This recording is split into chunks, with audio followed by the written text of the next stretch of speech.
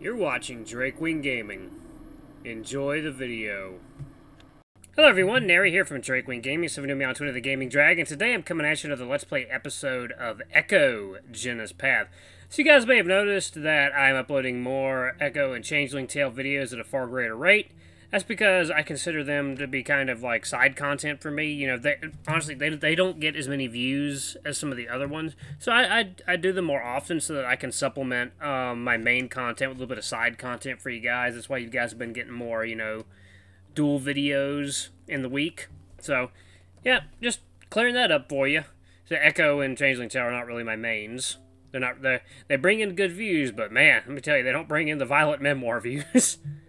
Yep. Oh man, you imagine if Oscar was in this. I mean, Oscar would be his like cousin or something. I don't know. Just coming out of that lake dripping with water. Okay, never mind. Oh, okay. Mind is going places. Okay. Alright, anyway, guys, let's jump right back into it. Please sit back and enjoy. Let me entertain you for the next 20 minutes. Alright, Alarm Chain, you're up. Let's see how the gang is gonna get out of this one. Whew, Lord. Clint's own hand shivers fiercely. Like any second, he might accidentally squeeze his finger back. I try not to make any sudden noises, keep my already strained breath shallow. This is so fucked. The two shuffle out without further word. Jeremy moves to follow them, but hesitates for a moment, looking back at Jenna. Jazz, just wait this out, yeah, LB? Just go. Jenna seethes, her words like ice. It's as if any more of the fat phoenix rationalizing would make her physically ill. Jeremy thins his lips, standing there a bit gloomless-like. He finally reaches down into his pocket and withdraws a joint and a lighter. Whatever he's got, it's potent, and I can smell it from all the way across the room. He ducks his head down, turning to follow Clint and Carl out to the truck. See you guys. Eat shit, bitch! Jeremy makes a concerted effort not to react to the bat's sputtered jab, and disappears out the doorway. Brian makes his way over to the door and gently closes it behind them. Slowly he turns his head back toward us. A light smile crosses his muzzle. As his dark eyes meet Misha's own, his grin widens. Hey, Misha! Misha opens his mouth to speak, but nothing comes out. The bat just gulps wordlessly as Brian walks over and socks him in the chest. Little bat doubles over, nearly cracking his skull on the edge of the kitchen countertop on his way down. Jenna gasps. See, one would think your prissy, God-loving folks would have taught you some proper manners when around guests.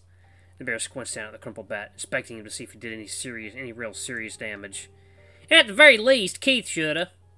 Brian leans down, expecting some sort of profanity-laden quip from the bat, but he's met with silence. Misha's furred form heaves, his maw stretching open against the dirty linoleum in a dry wrench. The bear continues to watch over him like this, nudging him gently with his foot. No one says anything, and I can see Jenna doing her best not to draw attention to herself. It's a quiet malaise, which throbs like my pulse, pounding against the too tight restraints. Finally, he speaks. That's right, ain't saying that. The bear begins to rifle through one of the mildewy kitchen cabinets and withdraws a pair of fuzzy white handcuffs. They're the kind of thing you'd see at one of those edgy mall gift shops for bondage play. Regardless of their intended use, I can see the glint of metal beneath the fur, and they seem pretty solid. He fastens one cuff around Misha's thin wrist and opens one of the cabinets beneath the sink. With a quick tug, he jerks the bat's arm into it.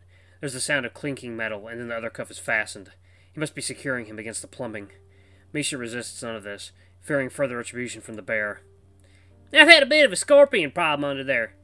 Make sure not to get snug. Brian's about to say something else, but stops as he spies something out of the window. One moment. The bear hustles outside without further word. Misha clutches his stomach, saying nothing. Jenna doesn't either. The only sound is the quiet groaning of Leo and the clinking of metal on metal as we fiddle with our restraints. At that moment, I hear a soft mumbling in the distance through the thin walls of the trailer. I freeze and hold my breath. It's a little ways off, but I'm almost positive that it's Duke. The high, wheezly whine mixed with the occasional smoker's cough is unmistakable. It's coming closer, and I can start to make out what he's saying. Because we're already fucked here. You think we can just let him go and it'll all be fine? I don't know who he's talking to, but the sound of an accompanying heavy lumbering step gives me an idea. It's worth it, though, if we can figure out what the fuck is going on. It sounds like they're right up against the trailer now. I can hear them walking around it, towards the small door on the right side of the kitchen. Leo ain't seen shit yet, but I think it might be the otter. He's the one I seen last week. Footsteps stop in front of the door, and I listen hard, my heart pounding in my chest. I hope you haven't done anything to him. Beyond what you've already done, that is. Was protecting my property the first time. Haven't done nothing further. Brian's uncharacteristically high-pitched voice sends a chill up my spine, my fur flaring out with it. You bet your ass you haven't, if you do any of your fucked up shit to these kids.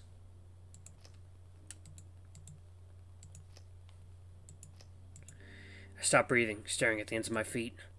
What I'm saying is we'll get a chance to get out of this. What we've done is bad enough, but if we can get them to understand... They stop talking, and that's when I can hear Brian's heavy, labored breath. I'm not breathing at all, where they'll be able to hear it even though they already know I'm here. I let it out with a gasp as the door suddenly swings open, and Duke comes up the steps, looking around before spotting the lot of us. Brian, you are one sick fuck. I tense up as a massive shadow appears behind him, and it feels like the entire trailer tips a bit as Brian makes his way up the same steps. Brian's presence is so imposing and frightening that I don't even notice that Duke is now right next to me. I jump when he sets his hand on my left arm. I jerk my head to look at him, wide-eyed. Hey, calm down. We ain't gonna hurt you. Brian chuckles and Duke shoots him a look. He turns his attention back to me, softening his expression. At least as much as he can with his scraggly, drug-fucked face. We just need to get some information from you. I open my mouth to speak, but all that comes out is a dry squeak.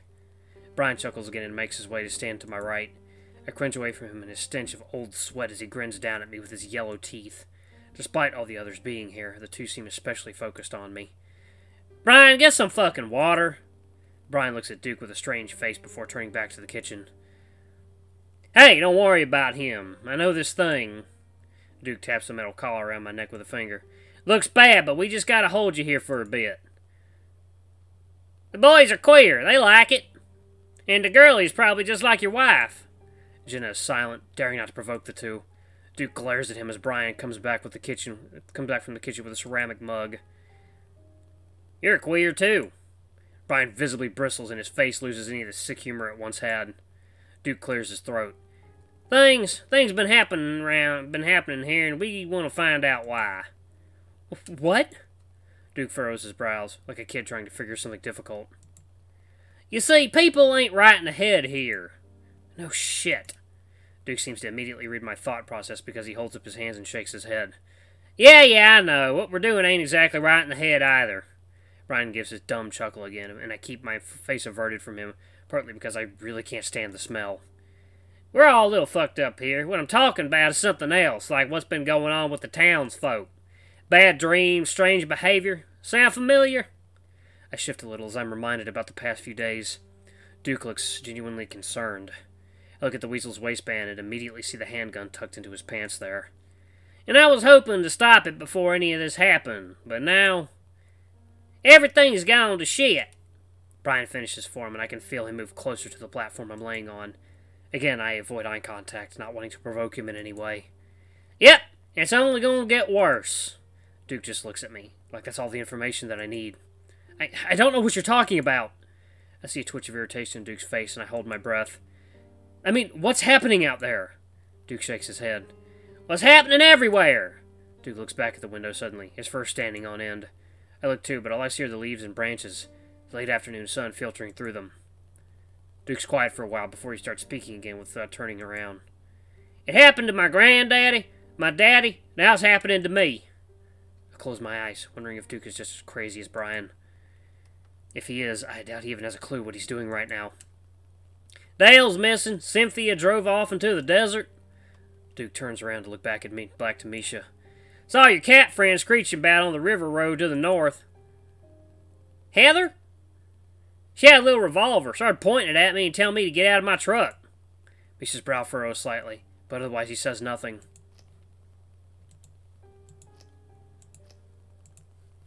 Tried calming her down, but she wasn't having it.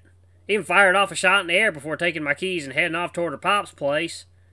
Girl was on a warpath, haunted. Thing is, we've all got something after us. Something bad. We'll let you leave when it starts. What's after you? I flinch as Brian speaks just above me, leaning down towards my face. I don't know what you guys are talking about. Bullshit! I flinch again as Duke's concerned demeanor immediately drops away. Why do you think we came to get you all? He pauses, like I should actually know the answer. Sans Misha here, who is already succumbing something fierce to his own demons. Bitch! Misha mumbles from across the room, and I can see Duke's fur bristle. I feel myself starting to panic again, and these two crazy hillbillies loom over my body. I don't know what... Duke slaps me, and I gasp in shock. Hey! You shut your mouth before I stomp your jaw in! Brian snaps back at Jenna before refocusing his attention on me. I saw you hanging around this fucking town before you even got here, late at night, lurking around. I'm still cringing from the slap, and I keep my eyes closed, as if not seeing any of this is going to make it stop. And then once all your friends get here, all hell breaks loose. You think that's a fucking coincidence? It's quiet for a moment, and all I can hear is the rush of my blood in my ears. Is this really happening? I feel Duke touch my arm again, and I flinch in fear. Hey! I feel like he wants me to look at him, so I slowly open my eyes, tears spilling out as I do. The blurry shape of Duke dances in front of me. I'm not saying you did it, or that you wanted it to happen. I don't say anything, because I still don't know what he's talking about. But I know I can't tell him that. It's just that you gotta know something. Anything that we can do to stop this. Duke starts to pat my arm, and I shiver. Brian is breathing heavily next to me, and a glance at him shows that his expression is more interested now, almost eager. I think about Leo, swooped over next to me. I want to cry out for help to him, though what could he do beyond get himself hurt more? I'm utterly hopeless, squirming in my own skin. Duke still hasn't answered my question. It makes no sense that they'd go so far as to kidnap us. But why? Why didn't you just ask us? Why all this?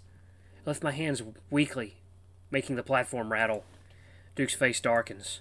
Because I ain't been asking Leo all week what the fuck you guys are doing, and he wouldn't say shit. Saw y'all snooping around to Hendrick's place, and he attacked me when I confronted him. You just stood there looking out the window with that same condescending look you bunch have always had. He glances to each of us. Duke stops patting my arm and scratches behind his head. And, someone told me that you would know. I stare at him. Who? Someone I know, and it makes sense. Something bad happens. If you don't fix it, it won't stop coming after you. I shut my eyes and almost sob. Says they know, and I thought I had to be Leo, or you considering what we've been seeing these past few weeks. Duke pauses. Or maybe one of your other friends. He looks over toward Jenna. She's silent. I don't know what you're talking about! I wait for another slap, but it doesn't come. Open my eyes again, and Duke is looking back out the window. We're kind of protecting you, too. I stare at the back of his head. Things are getting worse out there, and if we don't figure something out soon, we're all gonna die. Duke's voice is dead and distant. Brian, though, touches my other arm, and I gasp, shrinking away. He's smirking down at me, looking at my stomach or crotch, somewhere around there. Brian, stop! Duke has turned back around, looking over me at the bear. We're not getting anywhere right now, and I gotta get to town hall. Even though Duke is the one that hit me, I'm terrified at the thought of us being left alone again with Brian. Duke sees my face. Don't worry, Chase. Even though you're lying to us, I don't plan to let this pervert have his way with you. Brian snorts. Brian knows what'll happen if he does. Duke gives Brian a cold, callous stare, and this time Brian doesn't give his stupid grin back.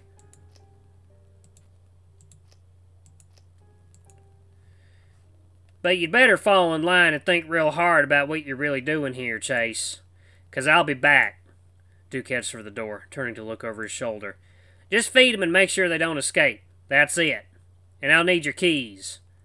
What? Brian snarls. Heather took my truck, remember? You'll get it back. Brian sees through his large black nostrils, and I'm strangely reminded of Leo reacting to Jenna's chiding earlier. With a grumble, he fists around in his sweatpants pocket. He takes a brass key from his keychain and pushes it into Duke's outstretched palm. Thank you. And with that, Duke briskly disappears out the door, a golden flash of late afternoon light illuminating the dim trailer. Brian and I listen to the weasel's soft, anxious footsteps recede into the distance. As soon as the sound is gone, Brian stands up. I turn my head in time to see him whirl around and smash his fist into the wall. I jump as much as I can in my restraints before he does it again, this time slamming both of his fists against the wall. Fucking... Yep. The bear shoves his remaining keys into a drawer on the other side of the kitchen. He exhales loudly, staring at the wall and muttering something I can't quite make out. Brian remains motionless as he does so, unmoving as the minutes pass by. It's unnerving, but a welcome respite from the aggression being taken out on us. There's a window in the corner of the living room area that's mainly covered by an old wooden bookcase. There's no books in it, just mainly stacks of ashtrays, empty plastic bottles, and old appliance manuals. However, the top two shelves are littered with little knickknacks. It takes me a second, but I actually recognize a few of them as prizes from Southwestern Adventures. I'm reminded of the stuffed griffin I have smushed in my suitcase back at the motel. If only we would have packed up and gone when we had the chance. There's some other keepsake stuff back there as well. Lots of stuff from the Blue Diamond Casino on the reservation. Travel cases, poker chips, canvas satchels, and even a mug with a smiling blue diamond and Meseta War Chief headdress. It reads Chief Daddy in big bold lettering. Is Brian a father? The idea seems unlikely. Brian stands on his tiptoes and peers out the little bit of window still visible over the top of the bookcase. There's a faint popping sound in the distance, like the 4th of July fireworks cracking off. I can't imagine why anyone would be celebrating at a time like this. They're probably not fireworks. Brian flinches, a soft frown crossing his burly features. Huh, he hums to himself, brow furrowed as he takes a seat in a faded corduroy recliner, turning it in place to face us. His eyes shift over to me for a moment, and it's like he wants me to say something. I swallow, my mouth dry as a bone as I begin to speak. Do you think those were gunshots? Worried about your friends? Yeah. Don't be. You should be worried. You should be the worried ones. He smiles a big toothy grin, composed of what few teeth he has remaining. Oh. There's something familiar about his face now. My mind flashes images of that smile peering at me from the end of my bed. Could it have been one of the countless night terrors I'd seen when my body was still frozen with sleep? Unable to move, just like I am now. Except this is real. His gaze shifts to the rack and mirror beside me, and he's quiet for a while. He suddenly smacks his lips. Keith! He truly was the best of us. Got me wondering what he'd do if he was around now. Let us go! Misha's quick-fire response elicits a solemn grunt from Brian. You know damn well that's what he'd do. Golden rule. Ah, so I should hit you with a wrench too then. Got one around here somewhere. The brat promptly stops talking as the bear starts looking around the cluttered mess that is his trailer.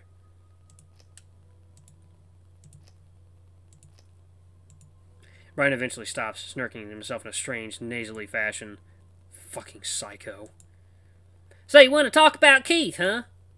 Well, all right. Misha doesn't speak this time, letting the bear mull about. First, you gotta understand that I see things. I reckon everybody here does. Just a lot of folk don't like to admit it, or don't have it as bad. When I see things, I see it, smell it, feel it, hear it, taste it, all 6 senses and what have you. When I was a kid in Peyton, I didn't see shit, even though I had a pretty fucked up childhood. My mom left me when I was 6 because my dad was a piece of shit, but you know, she's a piece of shit for leaving me with him. Anyway, you know where my dad told me she'd gone? No one says anything until Brian turns to look back down at Misha expectantly. I don't know. Brian cackles and it sends a chill up my spine. And aliens had taken her. I press myself deeper into the wall, wishing I could just disappear in between the wood paneling. I think he must have been drunk or high or both, but it stuck with me, you know. I look away, trying to make myself look small and avoid any unnecessary eye contact with him. Then when I was a teenager, I got myself a boyfriend. Well, more a fuck buddy. We kind of hated each other. I can feel him looking between Leo and I now, and have a feeling the bear is aware of our former relationship. At least it felt like that sometime. Fucker wouldn't leave me alone, no matter how much he was saying I disappointed him. Gotta be my best self or whatever. He talked too much, but he was a good fuck, and the only I knew. So I came here every other week or so to fuck him. Things got a little better between us. He convinced me to help him out with restoring his old bar off of 65.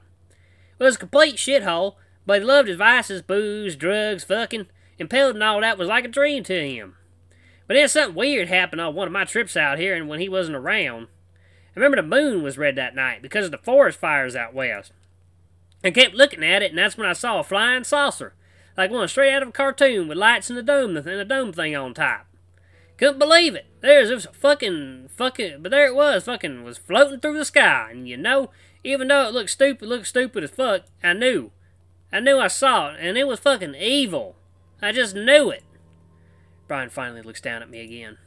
That night and almost every night after, I'd wake up and couldn't move, and aliens would be around my bed. And there was this one alien that I knew was my mom. She didn't look like my mom. She looked like an alien. But I just knew it was her, and she'd do these things to me. Sometimes to my mouth and eyes and nose. But usually to my dick. Torture me, and it felt fucking real. Brian chuckles, still staring at Leo and I. Fucked me up good, and I blame my boyfriend for it, for bringing me to Echo, because I was sure that's where the evil came from. I outed him that year, skull-fucked him when his mom was still home and got him caught, so he had to leave town because of it. Misha's lightly fuzzed face seems to lose some color to it at that, his white eyes shifting to the linoleum beneath him. The massive bear shakes his head. Didn't stop the dreams, though. So, he just left us all behind? Oh, no. Brian straightens up in his chair, he creaking loudly. He stuck around to Rez on account of him being Meseta and all. Found him at a gay bar. What does that mean? It means I have an idea. Brian stands up from his seat and disappears into one of the back bedrooms. He calls back to us. Something to pass the time with. We're saving this for Clint, but he's been keeping scarce lately. He comes back with what looks like a step stool, a medical satchel, and a whip? Upon closer inspection, it's not a whip, but a noose with 2 little bits of metal embedded around the edges. Razor blades. A noose with fucking razor blades. I'm gonna pass this.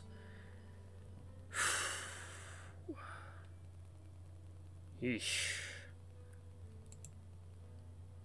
Okay. I'm gonna save it right there, guys. Jeez, man, this is getting really twisted and sick, and oh, I love it. Man, this is such a good VN. Man, this is such a good VN. But anyway, guys, thank you so much for watching. Please don't forget to like, comment, subscribe, and ring that notification bell to the next video. I love you all. I'll see you next time. Bye-bye.